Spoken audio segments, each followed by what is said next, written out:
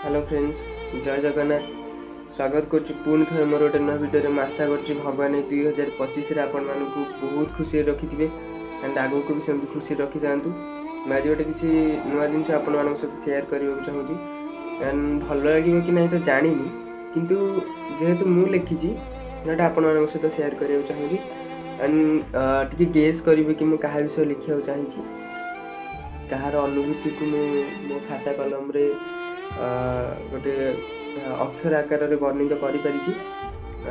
चलते मुझे आपको पढ़ी शुणाऊँगी किंतु एटा मुझे निजे लिखी है, मुझे कॉपी करनी। देखो मो निजे निज हैंड रैटिंग लिखी, मुझे कॉपी करनी निजे मनर ही लिखी स्क्रिप्टा। बस क्या विषय लिखी आपण मैंने गेस करके कहे, ठीक अच्छे। जानी भलसे आसुची कि नहीं कैमेरा झापसा आसुची, वॉइसटा क्लीयरली शुभुची कि नहीं जानी, तथा टिके एडजस्ट करदे। स्टार्ट करी। कहानी एक एपरी मनुष्य जहाँ को भगवान आज ए स्वार्थी दुनिया रे एक निस्वार्थपर भूमिका अभिनय पर ये दुनिया रे जन्म दीचे। आश्चर्य लगे बंचार शैली को अनुध्यान कले, तदंत कले जना जाए सते जमी अनेक गभीर भितर थाए प्रकृत रूप। विधातार ए कि प्रकार रचना बुझा तो दूर, भाविले भी रूम टाकुरी उठे। सतर कौन एपरी एक शरीर अच्छी जहाँ को केबे भोक लगे? सतर कौन एपरी एक शरीर अच्छी जहाँ को केबे कष्ट हुए? जहाँ हृदय पत्थर रे तैयारी, जहाँ को खरा वर्षा शीत कौन फरक पड़े। जीवन प्रत्येक समय दुख भरा होते पचारे कहती खुशी कड़े जगत कहीं नहीं। किपरि आश्चर्यजनक रचना से विधातार जीवनर शेष निश्वास भी निछबर कर दियंती अन्य पाई। एपरि दयाशील निस्वार्थी एवं कर्तव्यशील मनुष्य किए जानती? कहीपर कि कहले देख, कमेंट रे कहले देखी किए।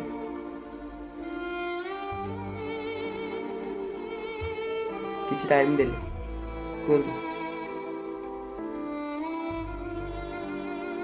ठीक अच्छे मुझे कहीदे कि सत कह जगन्नाथ राण जो मैंने जहाँ माने भाविच ना मन में जो जो कथा भाविच कि आंकर विषय लिखाई, विषय लिखाई कमेंट करी कह जगन्नाथ राण आपण मान रहा। एपरी दयाशील निस्वार्थी एवं कर्तव्यशील मनुष्य के जानती? आम बापा सतरे केते अजब ना बंचार शैली। निज परिवार चापर सबू हस खुशी हजि जाए, तापर भी से पिला खुशी खुशी हुए, पिला खुशी खुशी खोजि था।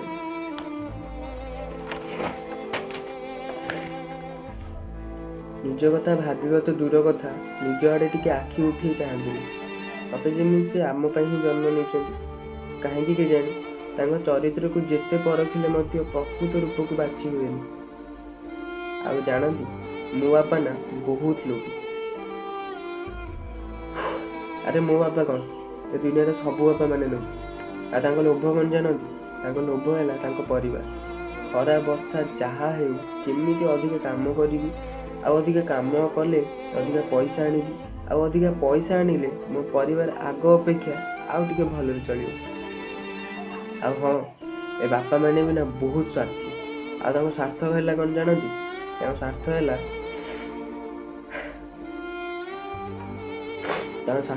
पिला माने बाहर कौन टिके खाइबा को इच्छा है, खाइबा पूर्वर पिला मानक कथा 100 थर भावती। एठी भी से स्वार्थीर परिचय पाइले। आ गोटे कथा, ये पूजनीय आ देवतुल्य मनुष्यटी भारी अहंकारी। आ अहंकार कौन जानती? अहंकार पिला मानकर जिते भूल थाओ, पिला माने जिते कष्ट दियंती, ये अहंकारी मनीष भावती पिला मानक सुना मुंडा और पिला मानक नहीं से बहुत गर्व करते। केउं प्रकार धातुरे तैयारी से लुहा भलिया शरीर दुष्ट है बेले गोटे माड़े पूरा ब्रह्मांड नजर आसी जाए।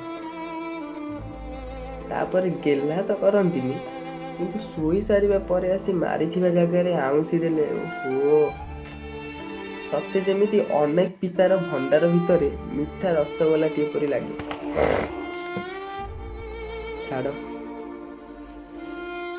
କ'ଣ ବା ଆଉ ଲେଖିବି ତାଙ୍କ ବିଷୟରେ, ନିଜେ ମୋତେ ଲେଖିଛନ୍ତି। ଯେତେ ବର୍ଣ୍ଣନା କଲେ ମଧ୍ୟ କମି ରହିଯିବ ତାଙ୍କ ପରିଚୟରେ, ଯେତେ ବର୍ଣ୍ଣନା କଲେ ମଧ୍ୟ କମି ରହିଯିବ ତାଙ୍କ ଚରିତ୍ରର ରଚନା। କିଏ ବା ପଢ଼ି ପାରିବ ଏପରି ତୀବ୍ର ଜ୍ୟୋତି? ସତେ ଯେମିତି ଅନେକ ଅନ୍ଧକାରରେ ଗୋଟେ ଆଲୋକର ଘର, ଲାଗେ ଯେପରି ଗ୍ରୀଷ୍ମର ପ୍ରଖର ତାପରେ ଗୋଟେ ବୁଢ଼ା ବର ଅଛି। ଗଭୀର ପଙ୍କ ମଧ୍ୟରେ ଗୋଟେ ସୁନ୍ଦର ପଦ୍ମଫୁଲ। ଆଜି ଏ କଲମ ବି ମୋର ଲଜ୍ଜିତ ଏପରି ପରମାତ୍ମାଙ୍କ ବିଷୟରେ ଶବ୍ଦ ଅକ୍ଷରରେ ବର୍ଣ୍ଣନା କରେ। ତ କେମିତି ଲାଗିଲା ଜାଣିନି, ଆପଣମାନଙ୍କୁ କେମିତି ଲାଗୁଥିବ। ମୁଁ ଏଇଟା ଅଧା ଲେଖିଛି, ଆହୁରି ଲେଖିବି, କିନ୍ତୁ ମୁଁ ଭାବିଲି କି ଆପଣମାନଙ୍କ ସହିତ କିଛି ଏଇ ଜିନିଷଟା ସେୟାର କରିବି। ଭଲ ଲାଗିବ କି ନାହିଁ ଆପଣମାନେ ମୋତେ ଜଣେଇବେ, ସପୋର୍ଟ କରିବେ।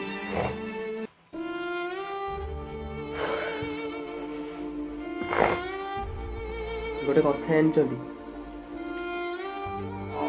ଆମ ଜୀବନରେ ଆମ ବାପା ମା ଆମ ପାଇଁ ଏତେ ମୂଲ୍ୟବାନ, ଆମ ବାପା ମା ଆମ ଲାଇଫ୍ ପାଇଁ ଏତେ ମୂଲ୍ୟବାନ ନା, ସେଟା ସବୁ ପୁଅ ସବୁ ଝିଅମାନେ ବୁଝିପାରନ୍ତି।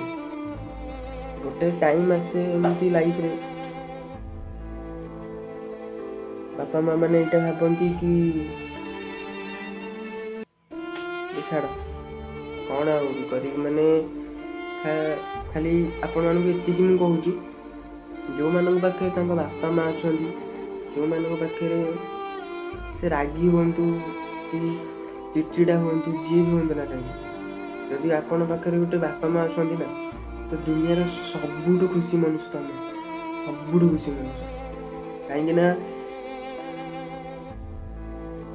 ଯେତେବେଳେ ମୋ ଅଜା ଚାଲିଗଲେ, ମାନେ ମୋ ମାଆଙ୍କ ଆଖିରେ ମୁଁ ମୋ ଅଜାଙ୍କ ପ୍ରତି ଗୋଟେ ଅଲଗା ପ୍ରକାରର ଦୁଃଖ ଦେଖିଛି ହେଲା। ସବୁ ଜିନିଷକୁ ଆମେ ଏକ୍ସପ୍ଲେନ୍ କରିପାରୁନା, ଖାଲି ଆପଣମାନଙ୍କୁ ମୁଁ ଏତିକି କହିବି, ଯେଉଁ ପିଲାମାନଙ୍କ ପାଖରେ ତାଙ୍କ ବାପା ମା ଅଛନ୍ତି, ଯେଉଁ ପିଲାମାନଙ୍କ ପାଖରେ ତାଙ୍କ ପରିବାର ଅଛି, ସେ ଦୁନିଆରେ ସବୁଠୁ ଖୁସି ମଣିଷ ହେଲା। ଏମିତି ବି ମାନେ ପିଲାମାନେ ଅଛନ୍ତି, କାହାକୁ ମୁଁ ଖରାପ ଆକ୍ଷେପ କରିକି କହୁନି, ଏମିତି କିଛି ପିଲାମାନେ ଅଛନ୍ତି ରୋଡ଼ ସାଇଡ଼୍ରେ ଛୋଟ ଛୋଟ ପିଲାମାନେ ଭିକ ମାଗୁଛନ୍ତି, ତାଙ୍କ ବାପା ମା ତାଙ୍କୁ ଠିକ୍ସେ ଖାଇବାକୁ ଦେଇପାରୁନାହାନ୍ତି, ଠିକ୍ସେ ପିନ୍ଧିବାକୁ ଦେଇପାରୁନାହାନ୍ତି। ଆଣ୍ଡ ଯେଉଁ ପିଲାମାନେ ଆଜିକା ଡେଟ୍ରେ ଘରେ ବସିକି ଖାଇକି ଭଲ ସ୍କୁଲ କଲେଜରେ ପଢ଼ିକି ବି ଭାବୁଛ କି ମୋ ଜୀବନରେ ଦୁଃଖୀ ଆଉ କେହି ନାହାନ୍ତି, ତ ଥରେ ଯାଇକି ସେମାନଙ୍କୁ ରୋଡ଼ ସାଇଡ଼୍ରେ ଦେଖିକି ଆସ। ଭାଇ ଓଳିଏ ଖାଇଲେ ଓଳିଏ ଖାଉନାହାନ୍ତି ସେମାନେ ହେଲା। ମାନେ ଗୋଟେ ରାତି ତାଙ୍କ ଲାଇଫ୍ରେ ଆସିଛି ଏମିତି, ସେମାନେ ଉପାସ ଶୋଇବାକୁ ପଡ଼ିବ ତାଙ୍କୁ। ଆପଣମାନେ ତ ବହୁତ ଖୁସି ନସିବି କଲା କି ଭଗବାନ ଆପଣଙ୍କୁ ଗୋଟେ ବାପା ମା ଦେଇଛନ୍ତି। ଭୋକ ହେଉଥିଲେ ମାଆକୁ 2 ପଟ ରୁଟି ମାଗିଲେ ମା 4 ପଟ ରୁଟି ଆଣିକି ଦେଇଦେଉଛି। ସେମାନେ ପଟିଏ ରୁଟି ପାଇଁ କେତେ କେତେ ଲୋକଙ୍କ ପାଖରେ ହାତ ପତେଇବାକୁ ପଡ଼ୁଛି ତାଙ୍କୁ, ସେଟା ସେମାନେ ହିଁ ଜାଣିଥିବେ। ତ ଆମ ପାଖରେ ଯାହା ଅଛି ଆମେ ତାକୁ ନେଇ ଖୁସିରେ ରହିବା। ସେଇମାନଙ୍କ ସହିତ ଆମେ ସବୁବେଳେ ଆମେ ଖୁସି ବାଣ୍ଟିବା।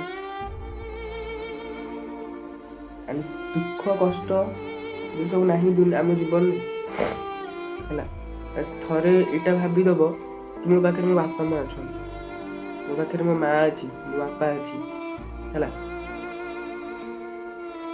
ଆଉ ଯେଉଁ କିଛି ପିଲାମାନେ ନାହ କି ବାହାରକୁ ଯାଇକି ବର୍ବାଦ ହେଉଛ, ବାହାରେ ଯାଇକି କହୁଛ କି ମୋ ବାପା ମୋତେ କେବେ ଭଲ ପାଆନ୍ତିନି, ମୋ ମା ମୋତେ କେବେ ଭଲ ପାଆନ୍ତି। ୟାର ଭଲ ପାଆନ୍ତି ୟାର, ଦୁନିଆର ସବୁଠୁ ଅଧିକା ସେମାନେ ହିଁ ତମକୁ ଭଲ ପାଆନ୍ତି। ଦୁନିଆରେ ବାପା ମାଆଙ୍କୁ ଛାଡ଼ିଦେଲା ପରେ ଆଉ କିଛି ମିଳେନି ଭାଇ। ମାନେ ଗୋଟେ କଥା ନାହିଁ, ଏଠି ସବୁ ଜିନିଷର କିଣା ବିକା ଚାଲେ, ସାଙ୍ଗ ସାଥି ଗର୍ଲଫ୍ରେଣ୍ଡ ସେ ଭାଇ ଭଉଣୀ ସମସ୍ତଙ୍କୁ। କେବଳ ଦୁନିଆରେ 2ଟା ଜିନିଷ ଯାହାକୁ ନା କେହି କେବେ କିଣିପାରିବେ, ନା କେହି କେବେ ବିକିପାରିବେ, ସେ ହେଉଛନ୍ତି ବାପା ମା ହେଲା। ତାଙ୍କର କୌଣସି ବି କିଛି ମୂଲ୍ୟ ନାହିଁ ଏ ଦୁନିଆରେ, ତାଙ୍କର କୌଣସି ବି ମୂଲ୍ୟ ନାହିଁ। ତାଙ୍କୁ କେହି ବି ଏଠି ନିଲାମ କରିପାରିବେନି, ନହେଲେ ତ ଦୁନିଆରେ ସମସ୍ତେ ନିଲାମ ହୁଅନ୍ତି। ସାଙ୍ଗସାଥି ଗର୍ଲଫ୍ରେଣ୍ଡ ବୟଫ୍ରେଣ୍ଡ ହେଲା, ସ୍ତ୍ରୀ ସ୍ୱାମୀ ସମସ୍ତେ ପୁଅ ଝିଅ ସମସ୍ତେ ନିଲାମ ହେଇଯାଆନ୍ତି ଭାଇ, କିନ୍ତୁ ବାପା ମାଆ ନିଲାମ ହେବେନି। ବାପା ମାଆଙ୍କୁ ଏଠି କେହି କିଣିଲା ବାଲା ଜନ୍ମ ହେଇନାହାନ୍ତି, ବାପା ମାଆଙ୍କୁ ଏଠି କେହି କିଣି ପାରିବେନି। ଆଉ ବାପା ମାଆ ଆମ ଜୀବନର ଗୋଟେ ଏମିତି ସମ୍ପତ୍ତି ଯାହାକୁ ହରାଇବା ପରେ ନା ଆମେ ଆଉ କେବେ ବି ପୁନର୍ଭରଣ କରିପାରିବାନି, କେବେ ବି ନୁହେଁ ହେଲା। ଆଜି ଗୋଟେ ଝିଅ କି ପୁଅ ହଉ ଜଣେ ଜଣଙ୍କୁ ଭଲ ପାଉଛି ତ ସିଏ ଅଲଗା ହେଲା ପରେ ନେକ୍ସଟ ଟାଇମ୍ ଆମକୁ କିଛି ଗୋଟେ ବେଷ୍ଟ ମିଳିଯିବ ହେଲା। ଗୋଟେ ସାଙ୍ଗ ଆଜି ସାଙ୍ଗ ସହିତ ଝଗଡ଼ା ହେଇଯାଇଛି, ଦେନ୍ ଆମକୁ ନେକ୍ସଟ ଟାଇମ୍ ଗୋଟେ ଭଲ ସାଙ୍ଗ ମିଳିଯିବ। ଆମର ଗୋଟେ ଭାଇ ମରିଗଲା କି ଆମ ଭାଇ ଗୋଟେ ଆମ ସହିତ ପଢ଼ୁନି, ସେଇ ଭାଇ ଗୋଟେ ଟାଇମ୍ ଆସିବ ସେ ଭାଇ ଆମକୁ ମିଳିଯାଇପାରେ, କି ଅଲଗା ସାଇଡ଼୍ରେ ବି ସେଇ ଭାଇ ଯେତିକି ସାହାଯ୍ୟ ଆମକୁ କରୁନଥିବ ବାହାର ଲୋକମାନେ ଆମକୁ ବହୁତ ସାହାଯ୍ୟ କରିଦେବେ ହେଲା।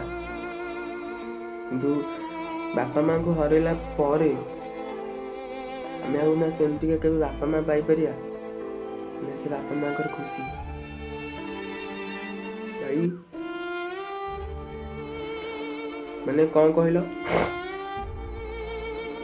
ଆଗରୁ ଯେଉଁ କୁହନ୍ତିନି ମୋ ବାପା ପାଠ ପଢ଼ିନାହାନ୍ତି, ମୋ ମାଆ ପାଠ ପଢ଼ିନାହାନ୍ତି, କିନ୍ତୁ କେବେ ଏଇଟା ତୁମେ ଲକ୍ଷ୍ୟ କରିଛ ତମ ମାଆ ମୂର୍ଖ ସତ, ପାଠ ପଢ଼ିନାହାନ୍ତି ସତ, କିନ୍ତୁ ଗୋଟେ ରୁଟି ମାଗିଲେ ସେ 2 ପଟ ଆଣିକି ଦିଏ।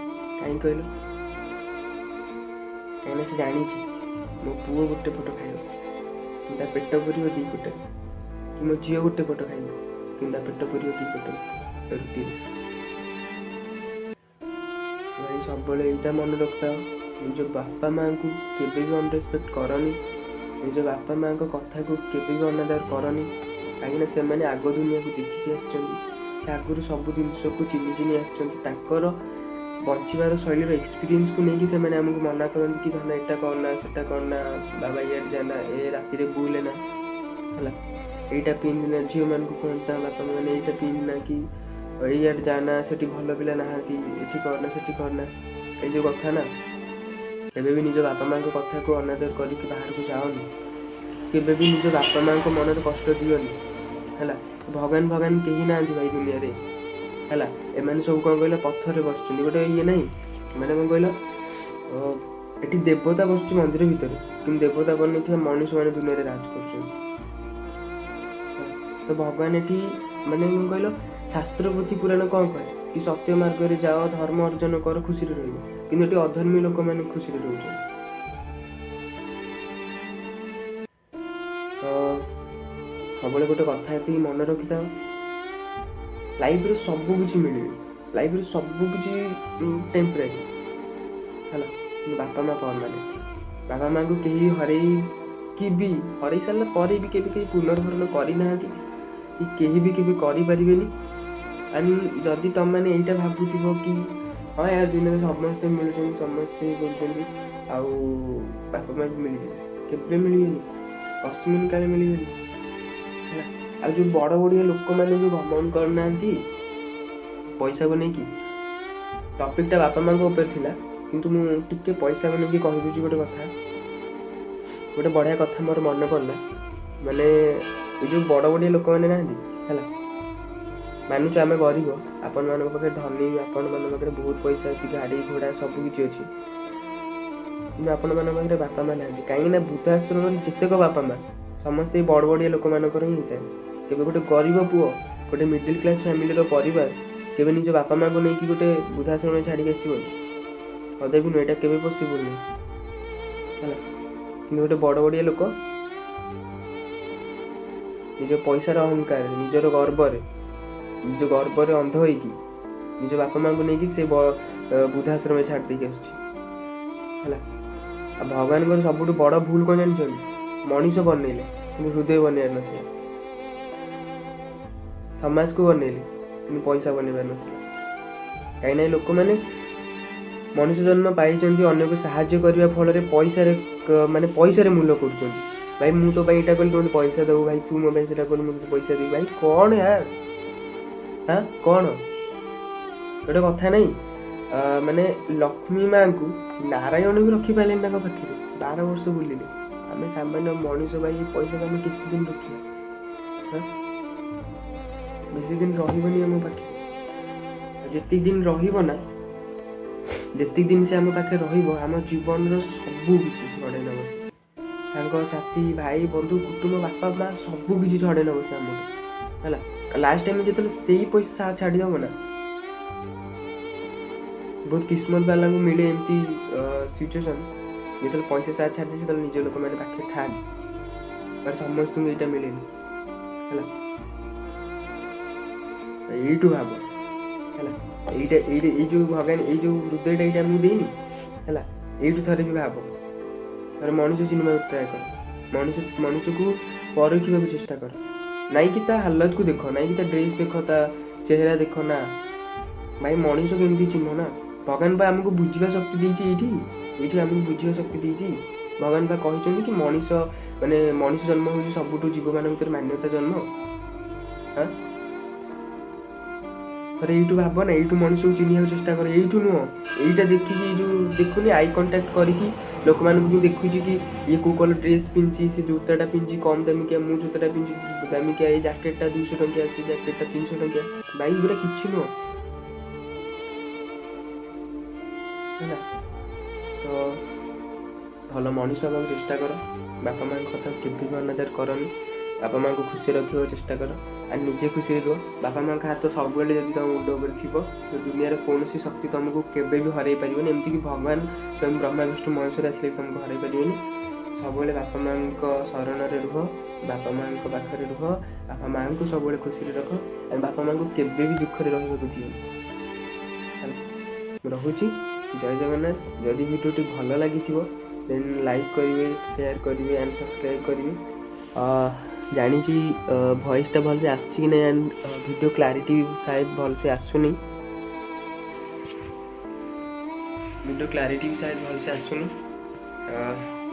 ଠିକ୍ ଅଛି, ରହିଲି। ଜୟ ଶ୍ରୀରାମ, ଜୟ ଜଗନ୍ନାଥ। ଆପଣମାନେ ସେମିତି ଖୁସିରେ ଥାଆନ୍ତୁ, ଆଣ୍ଡ ଟିକେ ଲାଇକ୍ କରିଦେବେ, ସେୟାର କରିଦେବେ, ସବସ୍କ୍ରାଇବ୍ ବି କରିବେ ହେଲା। ଜୟ ଶ୍ରୀରାମ। ଆଣ୍ଡ ଯଦି ସେ ଷ୍ଟୋରିଟା ମୋତେ ଭଲ ଲାଗିବ ପ୍ଲିଜ୍ ମୋତେ କମେଣ୍ଟରେ କହିବ, ୟା ଫିର୍ ମୋତେ DM କରିବ ହେଲା, ଯଦି ଭଲ ଲାଗିଛି। ଆଣ୍ଡ ଯଦି ସପୋର୍ଟ କରିବ ନା ମୁଁ ଆଗକୁ ବି ଲେଖିବି। ରହିଲି, ଜୟ ଶ୍ରୀରାମ।